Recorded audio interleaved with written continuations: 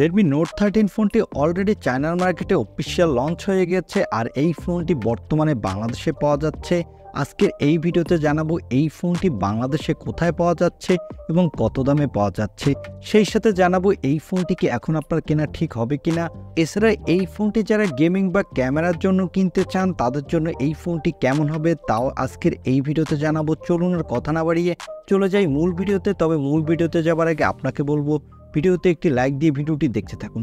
এই ফোনটির বক্সটি হলো হোয়াইট কালারের একটি বক্স এবং বক্সটি খুললেই পাবেন অ্যাজ ইউজুয়াল কিছু ইউজার গাইড, তারপরে পাবেন ব্ল্যাক একটি ব্যাক কভার, পাবেন কাঙ্ক্ষিত ফোনটি, পাবেন 33 ওয়াটের একটি ফাস্ট চার্জার এবং USB Type-C কেবল। এই হলো ফোনের বক্স কন্টেন্ট। এবারে কথা বলবো এই ফোনটির ডিজাইন নিয়ে। এই ফোনটির ব্যাক প্যানেলটি প্লাস্টিকের, তবে এখানে দেওয়া হচ্ছে গ্লোসিফিনের, যার ফলে দূর থেকে দেখলে মনে হবে এখানে দেওয়া হচ্ছে গ্লাস। আর এই ফোনটির ব্যাক প্যানেল দেওয়া হচ্ছে ডুয়াল ক্যামেরা সেটআপ, তবে এর ক্যামেরা বাম তুলনামূলক কিছুটা বড় এবং এর বডি ফ্রেমটিও প্লাস্টিকের। আর এর নিচের দিকে পাবেন USB Type-C পোর্ট আর স্পিকার। উপরের দিকে পাবেন 3.5mm হেডফোন জ্যাক আর আয়ার ব্লাস্টার। আর এই ফোনটির ফ্রন্টে পাবেন মিডল কনসোল সেলফি ক্যামেরা এবং এর ডিসপ্লেটি ফ্ল্যাট। ওভারঅল এই ফোনটির লুক ও ডিজাইন বাজেট বিবেচনায় এক কথায় দুর্দান্তই বলতে হবে এবং এর থিকনেস হলো 7.6mm, যার ফলে ফোনটি অনেক পাতলা হতে যাচ্ছে। আর ওয়েট হলো 173 গ্রাম। এবারে কথা বলবো এই ফোনটির ডিসপ্লে কোয়ালিটি নিয়ে। এই ফোনটির ডিসপ্লেটি সাইজ হলো 6.67 ইঞ্চি মাপের একটি ফুল HD প্লাস অ্যামোলেড ডিসপ্লে। আর এই ডিসপ্লেতে দেওয়া হয়েছে 120 হার্টজের রিফ্রেশ রেট এবং এই ডিসপ্লেটির PPI ডেনসিটি হলো 395 এবং এই ডিসপ্লেটির পিক ব্রাইটনেস হলো 1000 নিটস, যার ফলে ডিরেকশন লাইটে এই ডিসপ্লেতে কোনো প্রকার ব্রাইটনেসের ঘাটতি পাবেন না এবং এই বাজেট হিসেবে ডিসপ্লেটা এক কথায় দুর্দান্ত। আর বিশেষ করে যারা গেমার আছেন তারা গেমিংয়ের সময় 120 হার্টজ রিফ্রেশ রেট থাকার ফলে বাটার স্মুথ পারফরমেন্স পাবেন এবং যারা মোবাইলে প্রচুর ভিডিও দেখতে ভালোবাসেন তারাও অ্যামোলেড ডিসপ্লে হওয়ার কারণে দুর্দান্ত ভিডিও উপভোগ করতে পারবেন। আর এই ডিসপ্লেতে প্রোটেকশন দেওয়া হচ্ছে কোর্নিং গরিলা গ্লাস 5 এর প্রোটেকশন। এবারে কথা বলবো এই ফোনটির ক্যামেরা কোয়ালিটি নিয়ে। আগেই বলেছি এই ফোনটির ব্যাক সাইডে দেওয়া হচ্ছে ডুয়াল ক্যামেরা সেটআপ, যার প্রাইমারি লেন্সটি হলো 100 মেগাপিক্সেলের। এর অ্যাপাচারে f1.7 আর সাথে পাবেন 2 মেগাপিক্সেলের ডেপথ সেন্সর।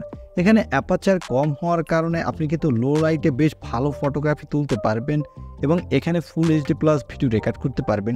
এবার চলুন কিছু ফটো স্যাম্পল দেখে আসি।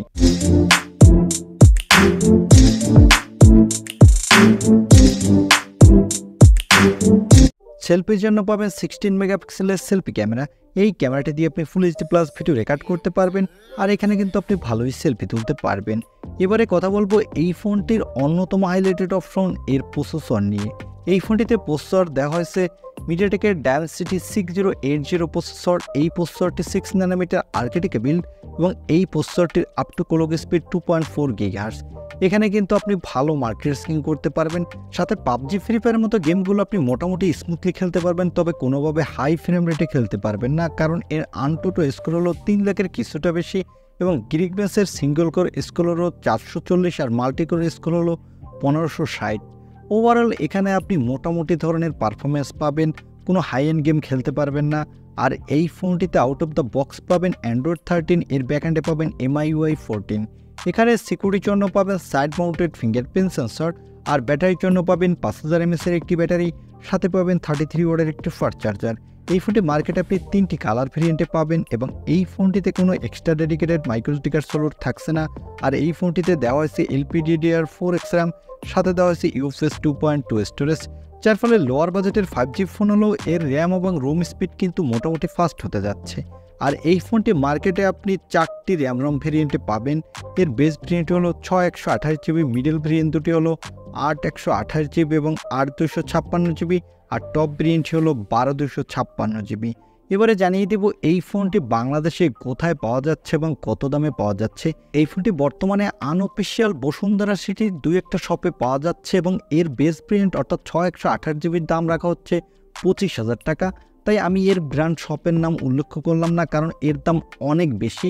আপনারা কিছুদিন ওয়েট করেন, 1 থেকে 1.5 মাসের মতো ওয়েট করলেই এর 6128GB ভেরিয়েন্টটি আপনি 22,000 টাকার আশেপাশেই পেয়ে যাবেন।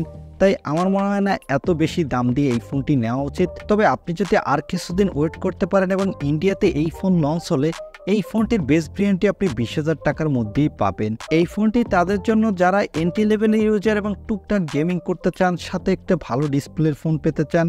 এবং মোটামুটি ক্যামেরা কোয়ালিটিও ভালো পেতে চান তারা নিতে পারেন। তবে আপনি যদি গেমার হয়ে থাকেন এবং গেমিংয়ের জন্য এই ফোনটি নিতে চান, আমি আপনাকে রিকমেন্ড করব এই ফোনটি কোনোভাবেই নেবেন না, কারণ এখানে তেমন একটা ভালো গেমিং পারফরমেন্স পাবেন না। এই ফোনটি যদি 20,000 টাকা বাজেটে বাংলাদেশের মার্কেটে পাওয়া যায়, তাহলে এই ফোনটি কি আপনি কিনবেন কিনা বা এই ফোনটি আপনার কাছে কেমন লেগেছে তা কমেন্টে জানাতে পারেন। আর ভিডিওতে একটি লাইক দিয়ে চ্যানেলটি সাবস্ক্রাইব করে আমাদের সাথে থাকুন। দেখা হবে নেক্সট ভিডিওতে। আজকের মতো আল্লাহ হাফেজ।